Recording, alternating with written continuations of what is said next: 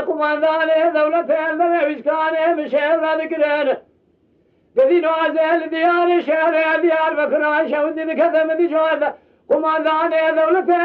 المشكان سكن شهر مشير ذكرين بدست ابواب شمس دين قرد قايشة جندر ما ذكرن فرمانا ونبيشين آبي تسجاكو خالد وتنزاني حكماتان هاتشتاش بيرناك بيراتا فرمان جا جواد تو بشرم نار الخير خرج داغ البنيه كون هذا شاكرن آبي تيار واني نخاله